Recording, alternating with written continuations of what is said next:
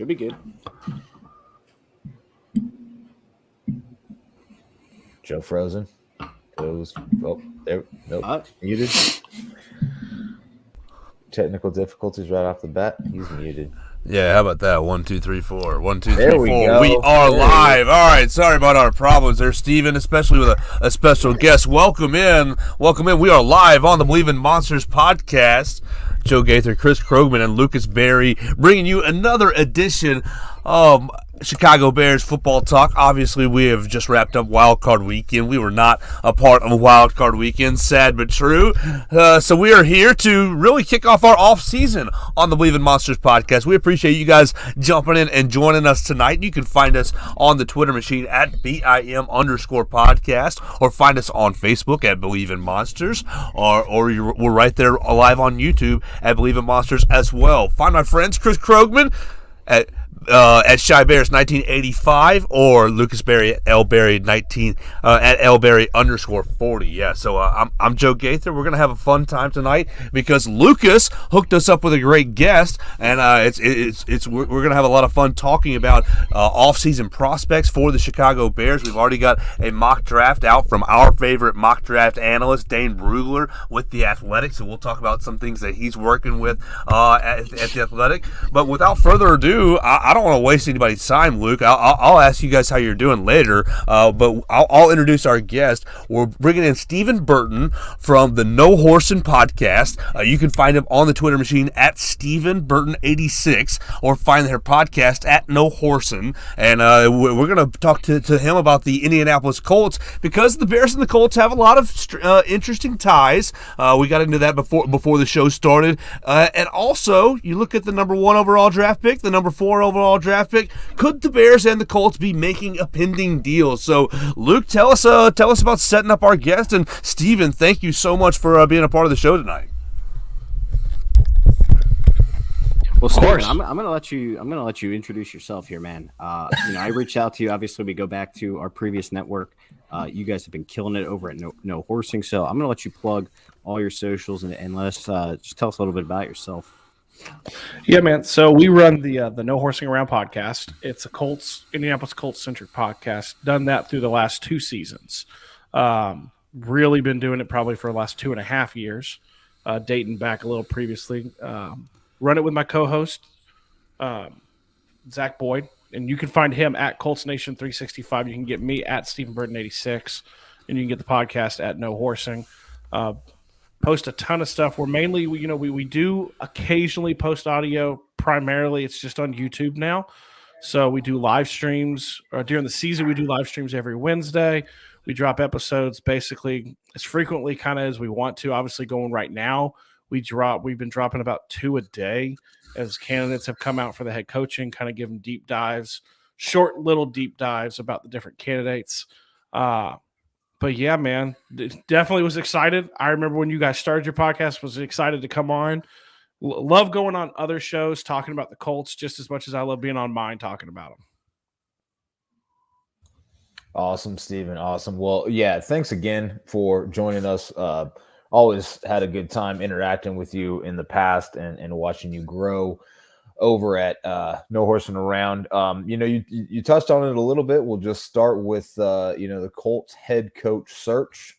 What's that kind of looked like for you guys? How's that impacting the offseason, and who are some of the names that are coming out, and who do you guys like over at No Horsing Around? Yeah, so very deep is what we've been able to kind of decipher. Obviously, they had 7 requests last week, ranging from Raheem Morris to Aviro from the Broncos to, we all know Jeff Saturday's going to interview at some point. Bubba Ventrone. I can go through all the names. There's a lot of them. It had gotten up to 12 recently. This week they requested interviews with Mike Kafka, Wink Martindale, which was kind of a surprise to a lot of us, D'Amico Ryans, which is not a surprise to anybody, but actually I think it was just today, just like probably about an hour ago, Ben Johnson dropped out of all head coaching interviews. So he's headed back to Detroit. That was a guy that a lot of people really liked. Shane Steichen, Steichen, from the Eagles. He's another one, and that was a surprise to a lot of people because Sirianni has not been a fan of the Colts and how they handled Frank Reich. So really, really doing a deep dive is what they're kind of going through from who we've talked to kind of through the connections on our show and just in general. And what we're seeing is they're taking it very slow. It would not be surprising to see it last another couple of weeks. I think they asked for an interview. They requested an interview with Dan Quinn today. That seems to probably be rounding out the candidates. It's at 11, which is more than enough. As they go through. They've interviewed, I believe, 7. Saturday has not interviewed yet. And then they have the 3 new ones.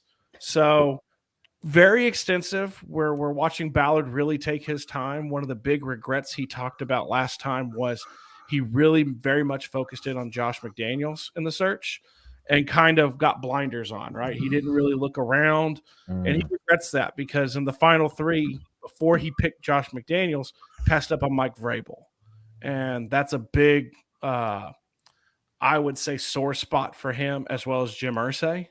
Right. So, and then as far as who we like, it's kind of funny, me and my co-host, we like very different people. I'm a big Raheem Morris guy. I think his staff that he could put together would be amazing. He has connections. I mean, he's coached under Dan Quinn, Kyle Shanahan, Mike Shanahan. He's coached under Sean McVay. He's got a record. He coached under Gruden at one point. He's worked on offense and defense. So he's my number one. Going into about an hour ago, Ben Johnson was about everybody else's. Shane Steichen is a big favorite too by a lot of people. And even though we've not interviewed him yet, a lot of people are very interested in Mike Kafka. They want to pair that young, upcoming offensive mind with the potential of drafting a young quarterback in the draft coming up. Are you guys surprised at all that Ballard is still employed with the Colts? I think we've kind of bounced it around over here that he's kind of fumbled this whole QB thing a couple of times.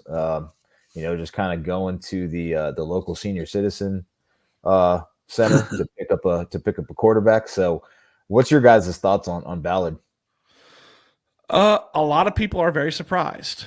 He doesn't have a division title in the time he's been there. He doesn't. It's tough. Win-loss isn't sometimes attributed to the GM, but if you look at it, he has a losing record. The bigger shock is the fact that he kind of got kneecapped this year a little bit by Jim Irsay. He didn't make the decision to he wasn't involved in some of the bigger decisions. Obviously, he did not, and he's been very vocal as much as he can be. He did not make the decision to bring Jeff Saturday in as the interim.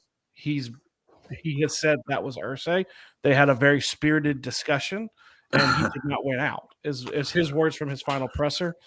A lot of people are surprised from what we've been able to gather. The part of it is Jim Irsay trusts him explicitly still. He very much trusts him with his decision-making. And in his end-of-the-year presser, he did what a GM is supposed to do. He did what the guy in charge is supposed to do. And he took all the blame. He started the presser with saying he failed. He failed the organization. He failed the fans. And he even openly admitted that the carousel at quarterback over the last 4 years is probably his biggest mistake. And a close second was his thought that he could plug in, Matt Pryor and Danny Pittner on the O-line, the 2 O-linemen. And just because we had 3 other previous All-Pros with Braden Smith and Ryan Kelly and obviously Big Q, that they would just come up to speed. And he was very, very wrong. The O-line was not good. So people are surprised. People are watching it very closely because he has come out and said he is running the search, not Irsay. And Irsay will have, obviously, as the owner, he'll have the final say on who they pick. But everything that we've seen kind of who they're interviewing matches and how they're going about it matches very much the Chris Ballard process. Yeah, so just to go off that, I mean, with his, end of season comments, they asked, reporters asked him if there's a quarterback at the top of the draft, would he give up everything to trade up and get him? And he said, yeah, he would do what it takes. I I mean, at this point, do you actually take him at that he's at kind of the point in his tenure where he has to get the quarterback and he's got to do that? Or do you think he's kind of just, saying some GM talk there and you don't really take him at face value for that? So he has actually said he would be willing to trade up every year he's been here the last few years. So there's a little bit of that. There's a lot with Colts fans. There's a lot of show me. We're gonna have to see that it's a difference because he has been a GM that has traded down. He loves, the saying here in Indy is he loves them picks. He loves to get picks. But I think they're going to take a quarterback. Everything that we've heard has said that because they kind of have to. And a lot of belief from a lot of Colts fans and people who cover the Colts is Irsay's probably mandated that in some way, shape, or form, like you're going to get the quarterback. As far as going to one, I think, and you guys can tell me, I'm curious to hear what you guys say with this too, is that I actually think if the Colts were to trade up, the Colts and the Bears, I think, is the best option for the Bears too, because you guys will stay inside that top 4 to still get probably the best defensive player still. If you go down too much further behind us, to the Carolinas, to the Lions potentially, which I don't see you guys ever trading with the Lions. Mm-hmm. But if you guys were to drop back out of that top 5, I think the talent drop off is much different. Steven, that's actually, that's funny you mentioned that. I was, obviously when the Bears were toward the end stretch there of the season and, they had 3 wins and this was a possibility, but we were like, oh, if the Texans win, we get the number 1 pick. I actually looked beyond that and I was like, we got to root for the Broncos too to beat the Chargers in that game so the Colts can get in the top 4. And people are like, what are you talking about? I'm like, 1, the Colts need to get ahead of Seattle, who has that Broncos pick, would probably take one of those defenders. 2, it's like the perfect situation for the Colts to move ahead of the Texans, obviously, division rival, take the quarterback, and the Bears still go back to 4 and get that defensive player. So I agree with you. I think that is probably the best trade for both parties and will probably work out the best for both parties there. In terms of the Colts, maybe not having to give up as many picks as if they're in the middle of the first round. And then the Bears being able to get more picks and also, one of those 2 top defensive players. So 100% agreement with you. And it seems like I would say the general consensus is most of Bears Twitter at least expects the Colts to make a trade. So it's pretty interesting altogether. But Joe, I'm going to pass it over to you to hop on the next question here. Well, yeah, Steven, and that leads me to the next segue. What do the Colts have to trade with? I mean, you look at what the Colts offense. You've obviously, at least Ballard has obviously felt like the Colts have been a veteran quarterback away from being a high-level contender for the last several years, and that hasn't really worked out. So do you, Steven, feel like the Colts are 1 quarterback away? And if so, what do you think the Colts are willing to, or what do you think the Colts are able to give up to get up to that number 1 overall pick? So I don't know if they're a quarterback away, but I think they are more talented than a lot of people will let on. I think the interesting part with the Colts is they are talented in positions that don't necessarily relate to the NFL now. You have a Hall of Fame, potential Hall of Famer and Quentin Nelson on the O-line. You have that. And then you have great linebackers. Shaq Leonard was out all season basically, but that's another guy. So you have, I think there's talent there. I think there's talent still needed, especially if you're going to go with a young quarterback. I love Michael Pittman Jr. Alec Pierce looked really good. Paris Campbell's a free agent. Jelani Woods, the big tight end who's 6'7", like 250, 260, something like that. He showed a lot. But if you're going to draft a young quarterback, you guys know this from what's going on with Justin Fields in Chicago, you got to surround him with more talent. And there's got to be more talent than what the Colts have. So I don't know if they're a quarterback away. But I felt this season, if you had average quarterback play instead of the below average that we got from Matt Ryan, they probably win a handful more games because it had gotten to the point with him, at least, he couldn't move the ball past 10 yards down the field. And when your defense is letting up, 19 points a game, 14 points, and you're still losing. Oh, we know those days. That's an issue, So as far as what they'd be willing to give up, I saw something that floated. I've seen a lot of there's a lot of picks. Obviously, I think though they're more than willing to give up some picks. I think they're probably willing to give up, some player, a player potentially. A name that got floated to me that I feel confident in saying they wouldn't trade this player is DeForest Buckner. Ballard heaped praise on him. He loves DeForest Buckner. He loves what he's brought to that. Quentin Nelson's somebody else I don't think they would trade. He's got a huge cap hit too. He's making a lot of money now. A name that I felt that they could float out there, but I don't think it's one they will, is Shaq Leonard, and that's more of he's got a lot of unknown medical right now. He's had that second back surgery. He didn't play. No one really has seen how he's responding right now. So, I look players on the defensive side of the ball. I think a Kenny Moore is somebody they might include because he thrived in the Eberflus defense when he was here. I look to the defensive side sometimes because of you guys having Eberflus, him having a history with some of these players, and some of these players performed better in his system than they did in the new system under Gus Bradley this season. What about a guy like a Michael Pittman? Would you be willing to? Do you think the front office would be willing to give him up? And really, there's been a lot of debate about Michael Pittman on Bears Twitter. How good do you think he really is? You got people saying, "Oh, he's a top 10 receiver. Oh, he's not a top 30 receiver." What do you think about Michael Pittman? And would you be willing, or do you think the front office would be willing to give him up?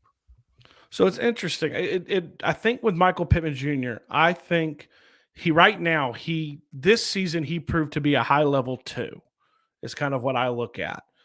He doesn't have kind of that breakaway speed. He is a big bodied physical receiver. We say it all the time on our show. He likes to make combat catches. He's going to go up and get the ball. This year he really struggled with drops, and he's due a new contract. That's a big thing. How much are you willing? We've seen these receivers now, their value just skyrocket in the last year, from Tyreek Hill to Christian Kirk, all these guys getting just massive contracts. Yeah, totally.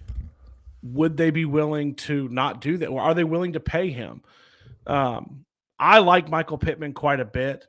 He needs more around him. I wouldn't say he is not a game-breaking wide receiver, and as far because of his speed. The issue with Colts this year is if you asked us last year coming off his 1,000-yard season, people love him. And if you asked this year, he made a lot of crucial drops. I don't know if that's necessarily the ball placement. I don't know if that's just kind of checking out, which would be concerning.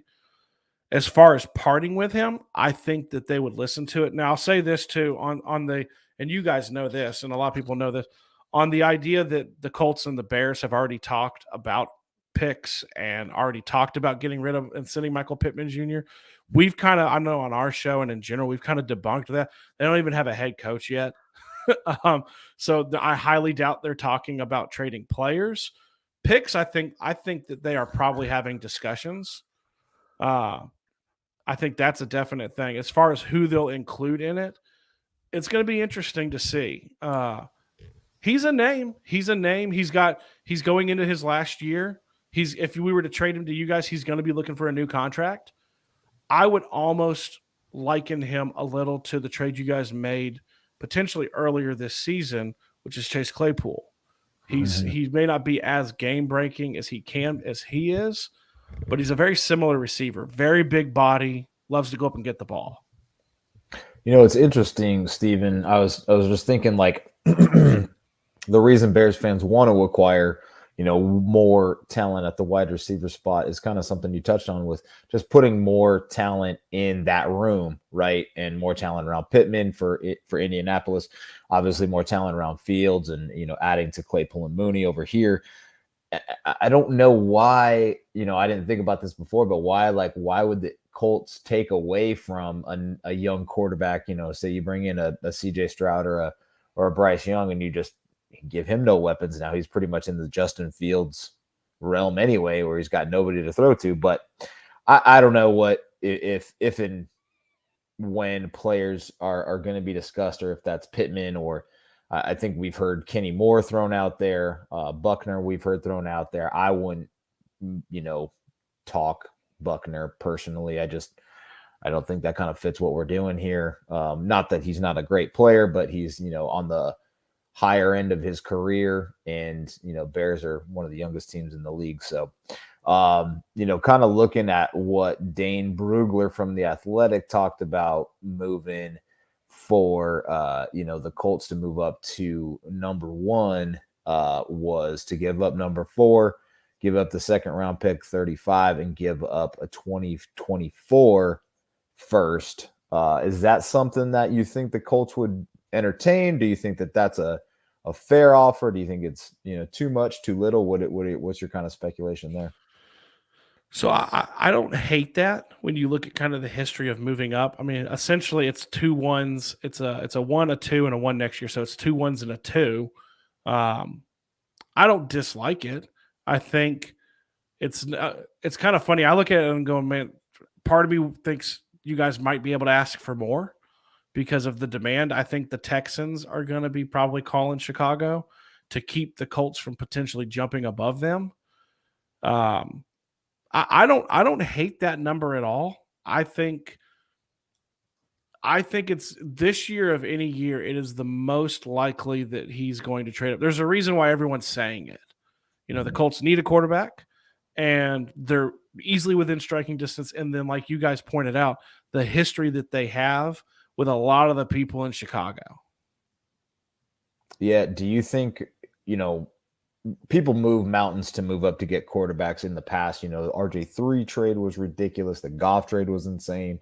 Do you think that Bryce Young or CJ Stroud is that guy that's worth that kind of capital? And I agree with you. I think if I'm Ryan Poles, I'm pitting the Texans and Colts against each other until I milk it for everything it's worth. Absolutely. Yeah, I mean, when you're looking at are they worth it? I think that's the $10 million question, right? Like that's the question everyone's trying to figure out is. I will say I don't know. There's not, and that's the toughest part this year. There's not an Andrew Luck. There's not a Peyton Manning. There's not a Trevor Lawrence. There's not that surefire number 1. You can poke holes in everybody. You can poke holes in Bryce Young because of his size, which a lot of people are. You can poke holes in CJ Stroud because he until the Georgia game, he got antsy under pressure. Will Levis, I know you guys didn't mention him. That's another name that constantly gets brought up for the Colts too, and he did not have a good year. That's the question I think everybody has. Is it's kind of this twofold. Is that one is there a quarterback you feel that's worth drafting at number 1 overall and going to get? And then the other part of it is, what is the difference? One of the guys I listened to, I think it was Kevin Bowen, who's on Indianapolis radio, and he said something that I thought was great, which was you need to look at Bryce Young and CJ Stroud and Will Levis, because those are the 3 who will be there. And what is the difference between each one, and how big a difference is it? Is the drop off between your number 1, let's say it's CJ Stroud, and Bryce Young, is it big enough to where you need to give up to go get him? And the other question is, are you satisfied that if you hang it 4, you're probably going to get the second best quarterback, maybe the third, depending on who trades up above you? Are you okay with that? And then you start looking at the history going, who are these second quarterbacks taken? RG3 was taken after Andrew Luck, right? Ryan Leaf after Peyton Manning. Zach Wilson was the second quarterback taken 2 years ago. You start looking at, like, are you content with the scraps? Or is who you really want could be there at 4? As far as who I like, who I would say, I'm a big fan. So I've been a fan of Will Levis, and that's going to sound strange. I'm not a fan of Will Levis at 1. If they're going up to 1 to get Will Levis, I think that's a mistake, because I think he'll probably be there at 3, or he'll be there at 4. If you're asking me who I think is probably the consensus number 1 is Bryce Young. That tends to be who everyone's talking about. And then the third part of it is, if you're asking me what I think Ballard will do, I don't think Ballard's going to touch Bryce Young. And I think it's because of his size. I think he has measurables and characteristics he looks for in players. And 195, 5'9", I think is what he's going to be. He's going to probably measure out at 5'9", maybe 5'10", at about $195. I don't think Ballard's going to like his measurables. I love Bryce Young, but I kind of speak out of both sides of my mouth. I like all three quarterbacks, really. I don't have like this differentiating between all three. All three, I think, can do well. I think the head coaching hire is going to matter a lot on how they develop. So, I mean, it's going to be it's going to be an interesting 3 months.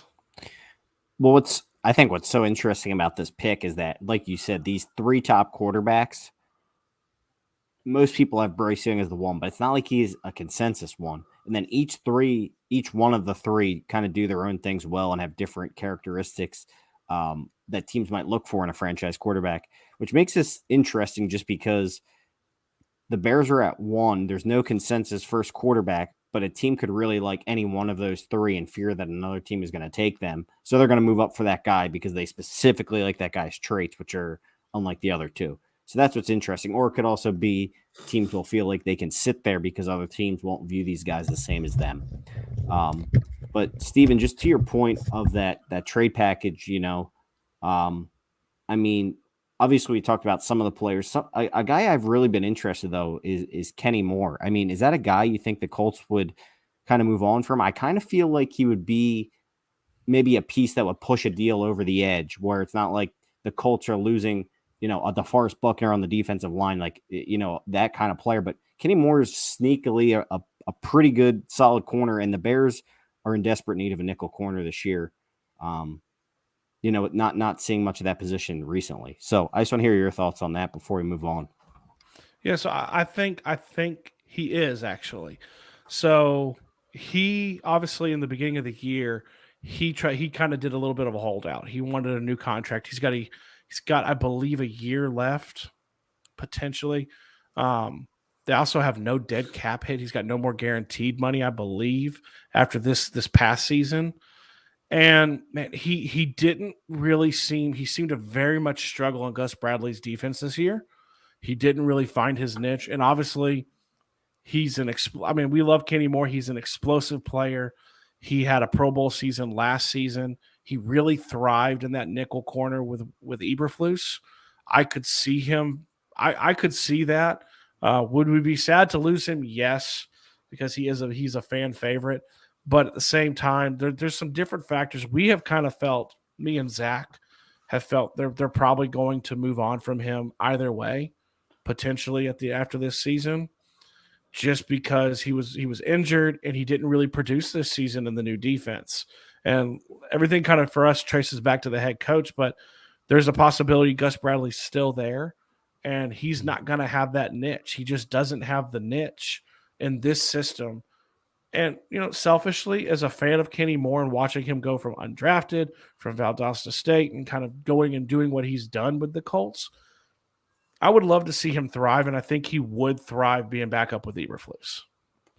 It's a great fit, too, for the Bears' needs, honestly. I mean, they drafted Kyler Gordon last year. They moved him from the slot where he struggled to outside, and he finally started to show some promise at the end of the year, outside. But the Bears, ever since basically Bryce Callahan left, he had his injuries here in Chicago, but he was great when he was on the field. I mean, ever since then, they really haven't had a consistent nickel cornerback. So, in my opinion, I think Kenny Moore is kind of a name nobody's talking about, but I think the Colts could basically throw him in as a sweetener in a deal and get a deal done because of it. If we see it, maybe a similar package where the Colts could go a first and second this year, a first next year, and Kenny Moore, maybe that's what gets it done. If there's a huge bidding war or something. Maybe the Bears throw a mid-round pick or something, but that's definitely a situation I could see happening, maybe more so than Buckner or Pittman. Joe, I'm gonna kick it over to you next. Do you have a follow-up question or anything new to touch on? Well, Steven, you touched on and really opened up your quarterback segment, saying that you were a Will Levis fan, and I wonder if the rest of if you feel like the rest of the league holds that consensus after his season this past year, because you're right, he did have a struggling season. I don't think that you're going to have to move if you're a Colts fan and you're wanting Will Levis. I think that's a guy that, if Chris Ballard wants to go back to his method of trading down, I think that's a guy that'll be there almost right on the edge of the top 10 due to his lackluster season this year.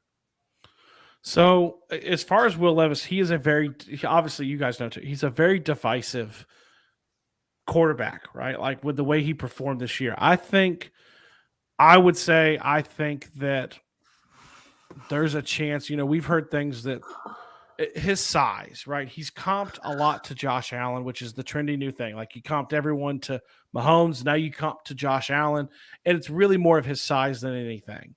He's a big guy with a big arm. I have said all along, I've argued with people kind of all season that I think you have to watch the tape from 2022 this season. You very much do, because he struggled. But if you want to see what it looks like when he actually has his full complement of talent, you go back to 2021.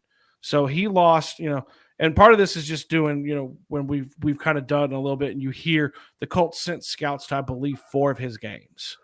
4 of his, I think 3 for Anthony Richardson.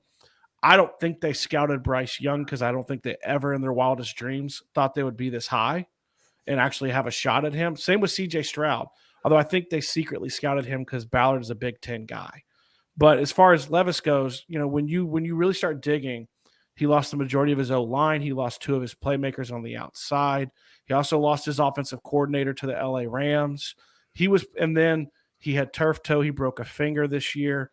He was very limited in his mobility. If you want to see what he can do, I think a lot of people are going to look at that. They're going to look back at that 2021 season and see how he performed when he had that full complement, when he was fully healthy and was mobile, and they worked that.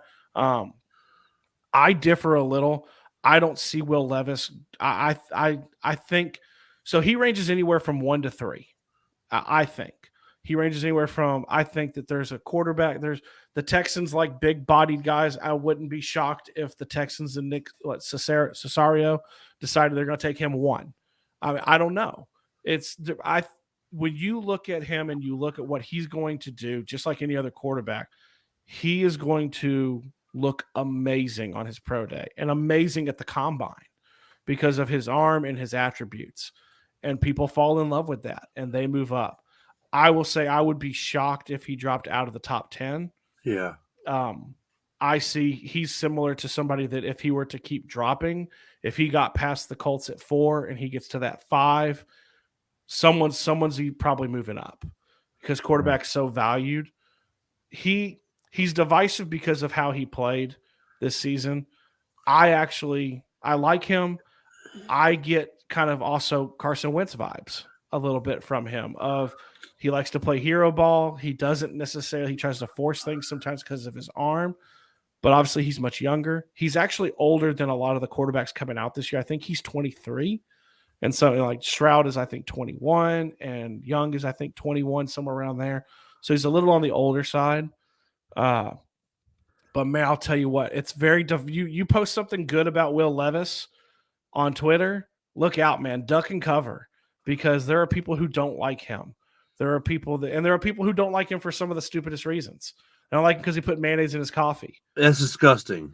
It very much is. I've seen the video. And they don't like him because he eats a banana with the peel. They don't like him because he went to Kentucky. You should drop. There's a lot of that's reasons. Y'all know firsthand. There's a lot of people who don't like CJ Stroud simply due to the fact he went to Ohio State because they don't think Ohio State quarterbacks pan out. Some of the takes that you see when it comes to quarterbacks are insane. Steven, just real quick before I'm sorry, Chris. Is Chris Ballard really the type of guy to find himself in some sort of a trading war with a bidding war with Houston, or is he going to be disciplined and say, you know what, there's a line here? So Ballard has always said, like, when it comes to free agency, I think it applies to the draft too. He will not pay B players A money, right? He's not going to bid against himself, is the thing. I think he will have a limit on what he's willing to give up, and that'll be it. Unless you have Irsay come in. I think the one instance outside of this crazy year that we had this year of him stepping in was T.Y. Hilton 2 years ago. He was getting ready to leave. Irsay stepped in and said, here's some sweetener. And they bumped his contract total up, and they went and they got him. But Ballard's very disciplined. He's smart. Like, I know people are going to say he's, because of what happened, he gets a very bad knock sometimes. He's a smart GM, man. I mean, I'd laugh. He got the Commanders to give 2 picks for Carson Wentz when everyone knew they were going to cut Carson Wentz. Right? Like he was leaving. So everyone knew that was going to happen, and he still got them to do it. So, I mean, I think he's going to be disciplined. The big factor in the whole thing is Irsay. What is Irsay going to come in there and say, no, you're going to go ahead and do it? And history has shown that he won't. I know we like to look this year, and he gets the track record of being a meddlesome owner. This year was interesting. I would say this year was an outlier. He gave Chuck Pagano 5 years. He gave my kid and my wife are coming in through the background, but he gave Chuck Pagano, I think, 5 years. He gave Reich 5 years, and Ballard, I think, 6 years. He's going into year 7. He's given him as much time as he needs. So it would be surprising if he did it, only because, like I said, track record shows otherwise than what people want to believe this year. Right. Irsay has given leeway to a lot of people.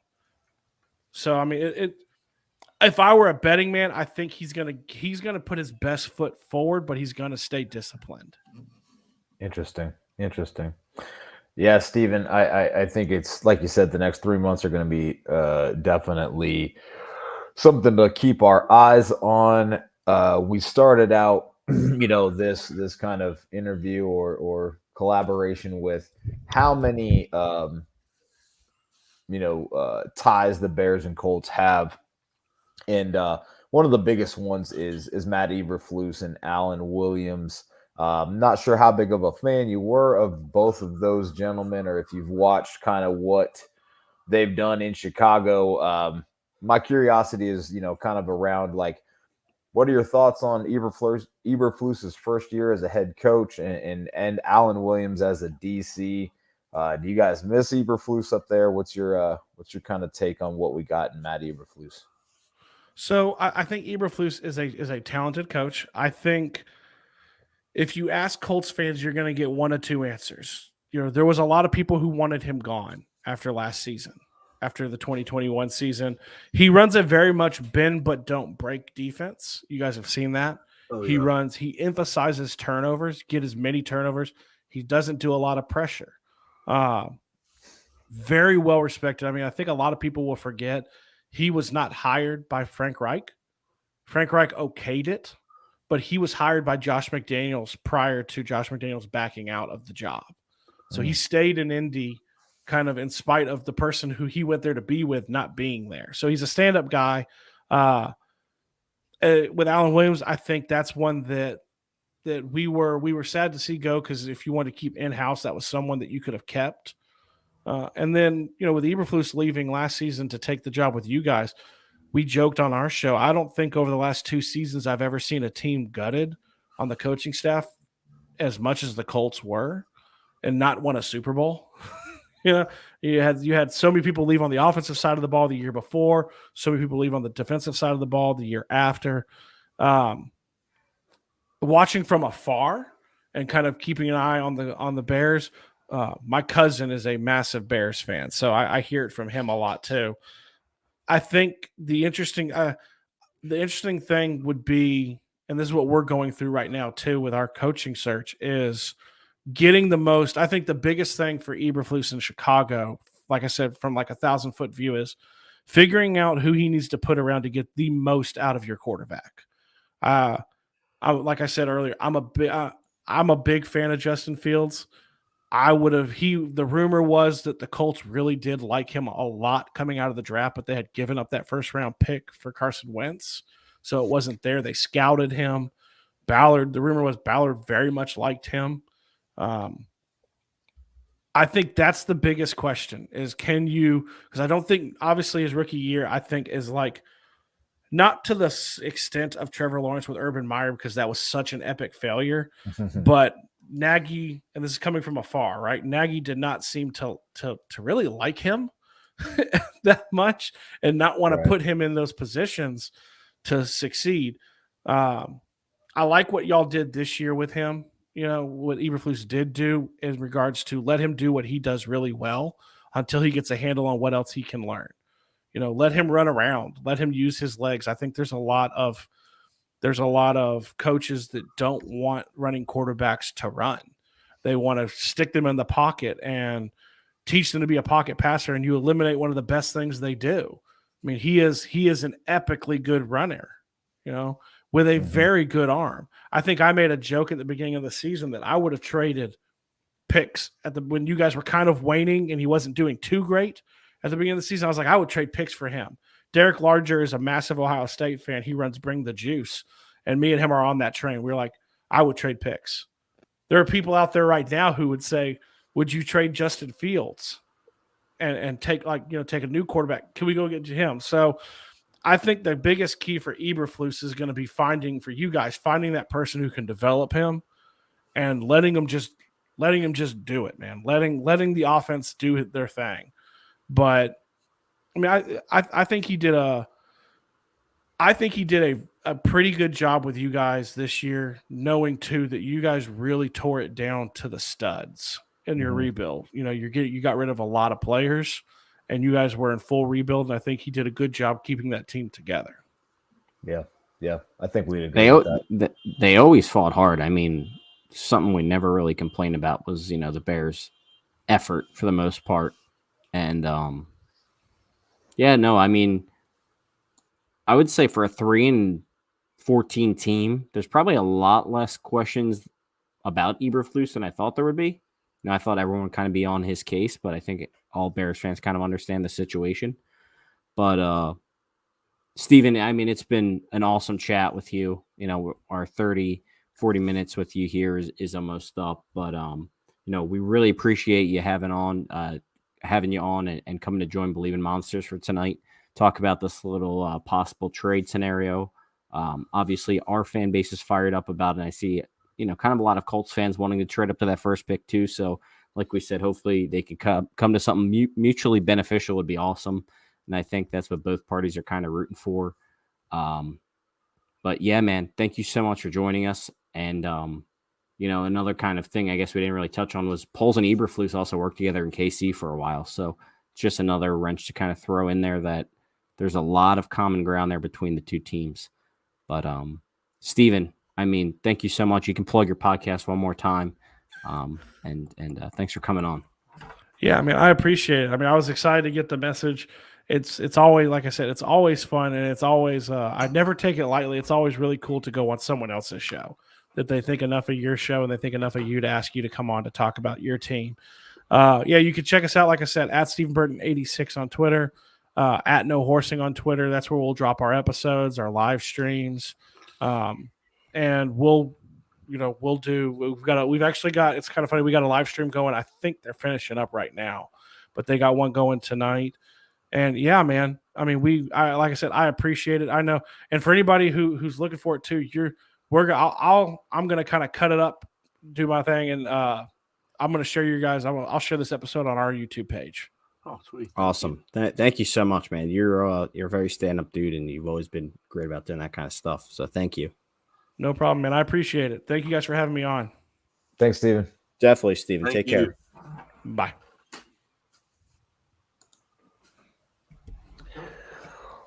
Right on, Stephen Burton. Lots to talk about.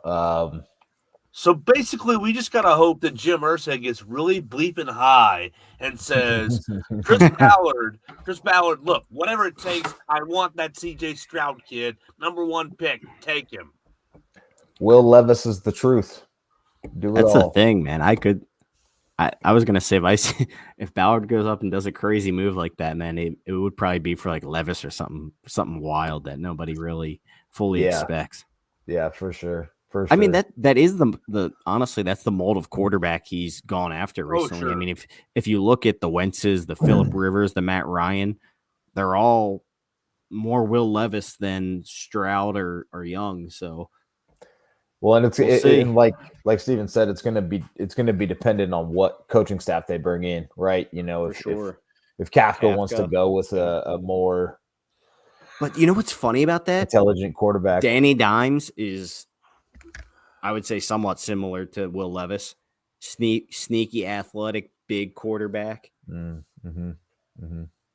I mean, that's honestly that's pretty funny. I mean, who knows? The possibilities are endless though for the Bears, which is great. Endless. I told Steven and like I've told you guys, I would really just drive that competition for that pick Oh, up yeah. because not just the Colts and Texans, but you got the Panthers that could move up. He's probably Raiders. right. We're not going to talk to the Lions. I mean, Seattle could still. I mean, Geno Smith is a free agent. Seattle could still end up, wanting to move up and get a guy. So, lots of different There's also, scenarios. I mean, you got to be careful of the wild card teams too. I mean, some teams people aren't even talking about. I mean, what if the Jets just said, F it, we're ready to win. We got a good team. We don't have a quarterback, and they go up the one or like something like that. I mean, there's always one of those teams every year that you're like, what just happened? Or So like Washington. Well, I don't exactly. know. Well, they say, oh yeah, Howell's our QB1, and then they trade up the one. Like that's Man, pretty much Howell what looked happened good. with Mike Lennon. Yeah. Let's not do that, bro. No, Howell did look good in that last game. But I'm just saying there is the wild card teams too. So Yeah. endless No, it's possibilities for the Bears. 100%. I think like I don't want to over or water down this topic because it's January 17th and we are 3 full months away from the draft. We got playoffs still, free agency coming, lots of different things to talk about.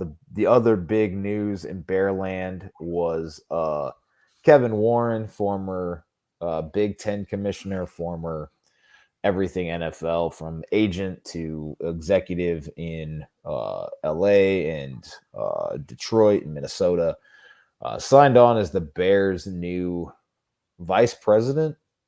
Is that what it was? What's his official title? Yeah, he's vice president CEO, right? He's Ted See Phillips here. title. President and Chief President and CEO. Executive Officer. Yep.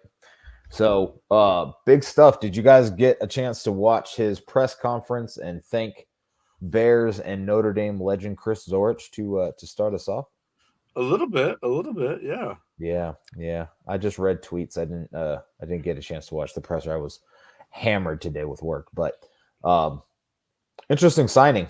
Joe, you're a big college football guy. Kevin Warren being in the Big Ten and being the commissioner, doing a lot of big things for the Big Ten. What are your thoughts on this hire? Well, I think it's actually a great hire. I know a lot of people in my neck of the woods have really made fun of Kevin Warren, and a lot of that is due to how he handled the COVID-19 situation.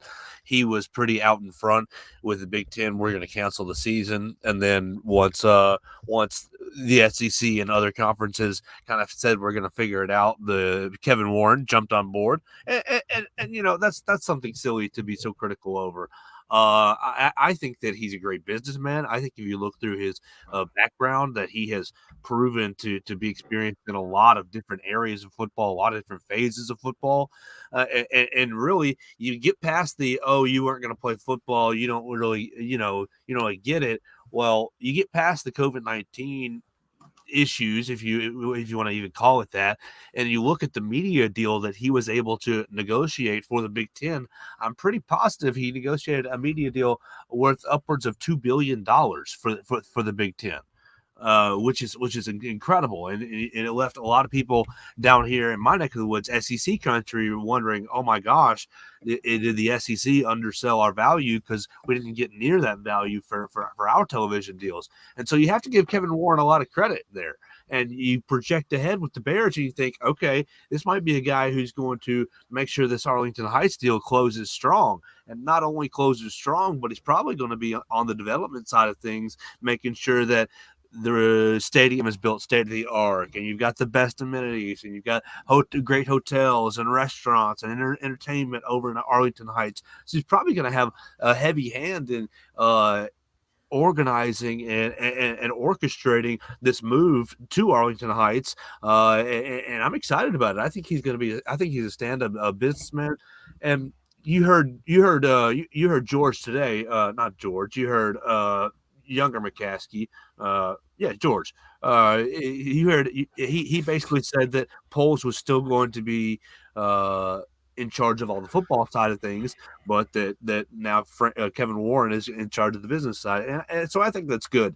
I think to keep the two silos kind of separate. I'm excited about the direction of the Bears. I think you're going to see this Arlington Heights deal get closed, and really going to start to see some of the details over the next couple of years, and it's going to make us really excited.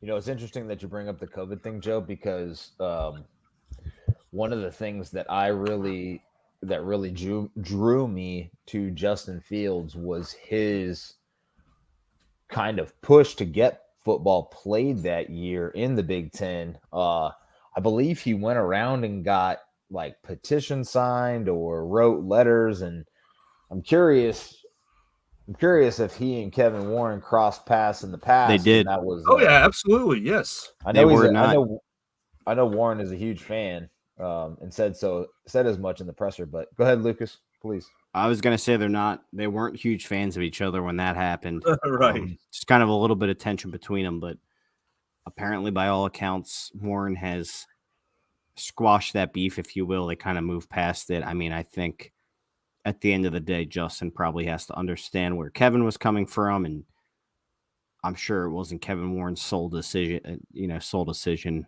Probably had to make a group decision with other people and discuss that. But anyways, the only sticking point I'll mention is that Kevin Warren had a son who was playing at Mississippi State, and so there's a lot of you're canceling the Big Ten because you're worried about health and safety, but your son is playing in the SEC and he's playing there. So there's a little bit of like, oh, how much do you really care?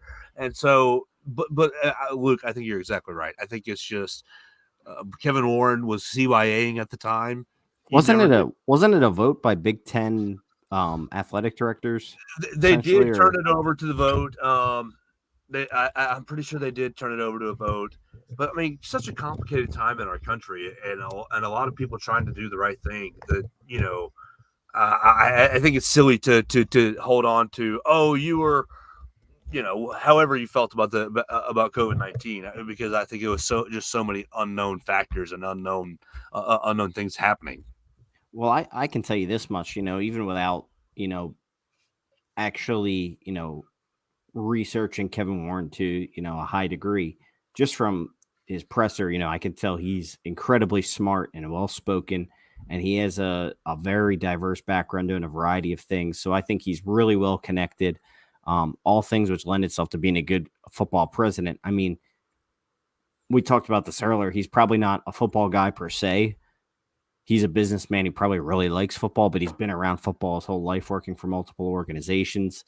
And I mean, I think the main sticking point for the Bears is look what this guy did, basically being in charge of taking over the business side of building US Bank Stadium, which some people regard as the best stadium in the NFL currently. And really, I mean, that is humongous for the Bears moving to Arlington Heights. I mean, they're going to have the biggest property in the NFL to work with here. And this is just going to be an insane project. So with him in charge, I really don't think the Bears, a lot of people might consider the Bears cheap or not willing to spend money or whatever. But this project, I think, is going to go all out. And Kevin Warren is a good omen for that. I think he's really going to get the ball rolling on this and get the Bears an insane piece of property here. 100% agree.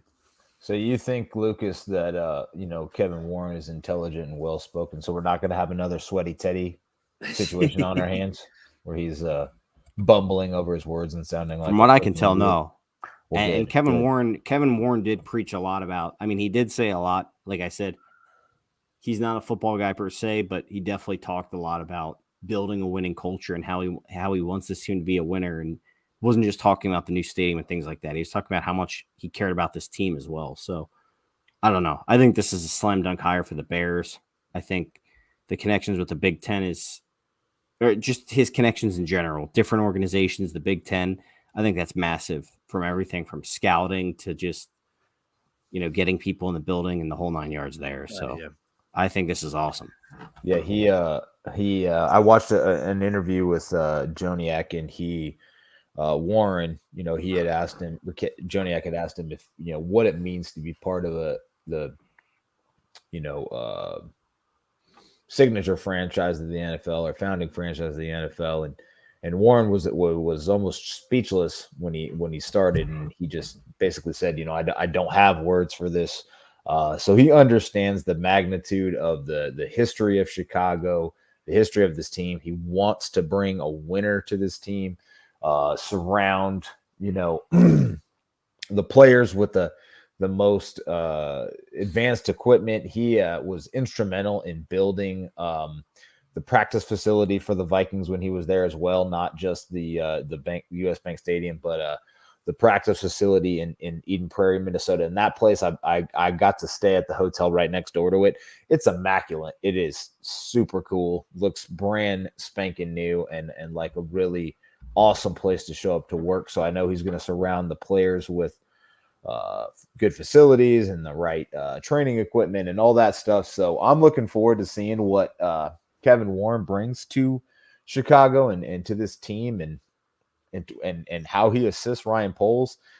Somebody on Twitter said that they were convinced that the Bears have the right executive, the right GM, the right coaching staff, that they are very much set up for success, kind of heading into this future of Chicago. So if you're not excited, you should be. A lot of great things going on in Bears world. I guess one other topic we should touch on that's pretty relevant to today is Ian Cunningham had multiple interviews with teams for their GM opening. Yeah. He had a second interview with the Titans, but the Titans just hired one of the 49ers executives. So it looks like Cunningham is safe, at least for now. I don't know, Chris, are you aware, or either of you aware of how many other teams need a GM this year? The Cardinals just hired Monty Ozenfront from the Titans, and the Titans just hired the 49ers executive, Ron something. Cartheron. Mm-hmm. Is there any other teams that are looking for a GM currently? But man, what's funny is like when Steven was going through their head coaching search, I have no idea, if our team isn't freaking searching for somebody. I don't know what's going on in other teams' land. So I really don't have a clue. I'm looking now. Sorry, the Titans hired Rand Carthron. He was a guy we actually interviewed last year for our open GM position as well. So the Cardinals this is his year. I believe Cunningham is free though for now, which is great news for the Bears. I am very looking forward to how Cunningham can kind of navigate these waters this offseason with Poles. I think Cunningham will be a huge resource in helping Poles retool the Bears this year. And I think with all the interviews he got this year, I think he's probably more than gone next year. But at least if he leaves next year, the Bears will be rewarded with 2 third-round picks if he's hired into a GM capacity. So would be huge for the organization from a draft pick compensation perspective, but not from an executive perspective, as Ian Cunningham is among the best in the business currently. Yeah, I don't see any other openings. I think those were the 2 main ones. I think he interviewed for both though.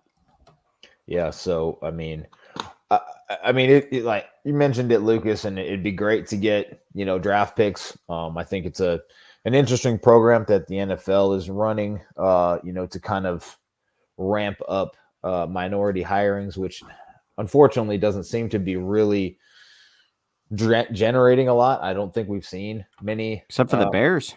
Well, Bears sure, doing well. yes, which is a whole nother podcast on how that's kind of changed over the years. But anyway, it'll be great to have Cunningham through this massive, important offseason that the Bears have ahead of them. Obviously, he and Poles did a great job stripping it down. It'll be good to have Cunningham along for the rebuild ride, at least the first season, if not more, if that works out that way. But he's clearly very good at evaluating talent. So, and other teams saw that as well, interviewed him, So, yeah, I think he's here for one more year at least. So, yeah, good point, Lucas, bringing that up. Other relevant news, I don't know if I have much else. Joe, do you? Chris, do you? Besides the NFL playoffs, I mean, we've seen the Giants, the Vikings are out. Vikings are such frauds. They showed exactly. They showed exactly what we thought. They are who we thought they were. To me, the most entertaining game was in all honesty, I'll let you guys know I'm super busy with other things right now, so I didn't get to see a whole lot of playoff football this weekend. But the Bengals and Ravens game was super entertaining. And then Brock Purdy is an interesting story. That'll be the off-season QB market is something that we're going to have to dive into in future episodes, because there's a lot of other avenues that teams could go to acquire a quarterback, whether it's Derek Carr or Lamar Jackson, or they could trade for Justin Fields, or they can trade for Jordan Love or Aaron Rodgers. I mean, there's lots of other things available. So I don't have any other super pertinent news, but I think this offseason is going to be a lot of fun. It was great having Steven on. I think we're going to continue. Luke. Great job. Yeah. What? Huh? We got to have some other podcasts on from other teams. I mean, it's interesting to hear what's going on in their world and what they're hearing. I mean, like Steven said, Caps news to him, he said, doesn't exist. So it's nice hearing it from the other side instead of just the echo chamber that we hear every day. 100%. I also like getting his perspective also a respectful perspective on compensation and what he thought the proposal put together by Brugler was very fair, maybe even a little light for the Bears from the Bears perspective. So I think that's what I'm hammering home, though. That package plus, I think a player, like if they could get a guy like Kenny Moore, or a salary, like say the Colts get rid of Leonard. I mean, I think something like that will get it done. I think after tonight, I'd much rather have Kenny Moore than Michael Pittman. I think going into our discussion, I was on the side of rather having Pittman. So I thought our discussion was pretty interesting. What about you, Chris? As far as Pittman versus Moore? Or just a player you would like on the Colts, or would you like an extra pick? Ooh. Like if it came down to it, would you say, hey, give me Kenny Moore, or hey, give me Ryan Kelly, a 4th round pick or something like that, a 3rd or 4th round pick, whatever. That's a really good question, Lucas. And I've made it very clear that I am, I kind of align players with round value, like you've kind of done there. So, but I'm more on the extra pick side, because you can maneuver and do a lot with it. Even if it's just a mid-round, even if it's not a high pick necessarily. Yeah. I mean, I don't know what, like if Kenny Moore brings a slot corner value. I mean, do we have our slot corner already in Kyler Gordon? I don't know. Can Kenny Moore play outside? I don't know enough about Kenny Moore to really say either way. If it was Pittman, that's super fascinating to me. I think Steven kind of drove his value down, in my opinion. I mean, in my own personal opinion, by giving him the same skill set. Yeah, especially, yeah. I mean, it's almost like, and I'm not saying N'Keal Harry is on Pittman's level or even Claypool's, but like now you're talking about basically like just clones of each other running around out there at different. ESB, Right, Pittman, right. Claypool, Yeah, different yeah, skill yeah. levels, Right. different Right. skill levels of each. You got A, Well, you got A player Pittman, B player ESB, and C player Claypool, and they all look the same. They all do the same, and nobody's really great at it. Did Quentin Johnston go back to school? Did he not declare? no, he He declared. declared. He But, did finally. but Chris, but that's back to my point of what I've been kind of saying before is the Bears need in my opinion, a smaller guy who's not a contested catch guy. His that name's wins Darnell by- Mooney, friend. Well, they need another Darnell Mooney. They need a better Well, Darnell that's fine. Mooney. They I'll can put it take that a way. third or fourth Darnell Mooney in the third or fourth round. That's fine. But if Quentin Johnston's on the board, he's my dude. So Well, it's like we said. I don't know where endless they're going to take him. possibilities. I mean, if we're Endless, staying at 4, wide receivers completely off the board. I mean, I'm not taking Johnston at 4 over Carter or Anderson. So, do you guys see a scenario where like the Bears trade down to 4 and somehow trade back Carter up. and Anderson are both gone? Yes. Not really. I don't. Well, That'd be a good no, because I think you're going to get Stroud and Young. I think you're going to get Stroud and Young in one way or another at 1 and 2. And Well, then you're gonna get, I guess to Chris's question, one is basically guaranteed to be a quarterback if they're trading up. I can't. I mean, there's a very slim possibility someone trades up to 1 for Anderson, but right. I doubt it. Well, could somebody trade up to? The question is, what do the Texans do it too? Yeah, I mean, what- they could like- really. Yeah.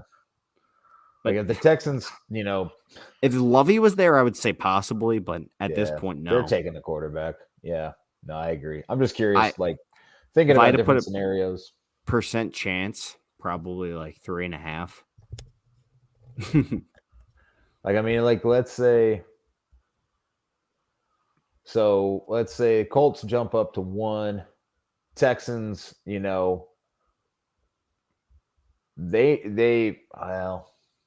I think they're- the Cardinals. say they're fine with either Stroud or Levis at 2. So now that gives them flexibility to move down to like, I don't know, 5 or whatever. They can let somebody else jump up for a quarterback, and then Cardinals aren't taking a quarterback. Or no, well. Oh, I see what you're saying. Yeah, Cardinals probably aren't taking one. But then they would be at the mercy of the Bears or Cardinals not trading back again, because that's the thing. Yeah, that's true too. Yeah, good point. Yeah, no, it's going to be interesting. It would be very unlikely, but possibly, definitely yeah, gonna- for sure. Dig into all the different scenarios over the next few months. Like I said, I don't want to beat a dead horse. No horsing around. Let's not do that again. That was Joe, not sing the fun. song, dude. Wrap us Sing the up. damn song. Let's Bear down, Chicago Bears. Make every play clear the way to victory. Bear down, Chicago Bears. Put up a fight with the might so fearlessly. We'll never forget the way you thrill the nation. With your T formation, bear down, Chicago Bears, and let them know why you're wearing the crown. You're the pride and joy of Illinois, Chicago Bears, bear down.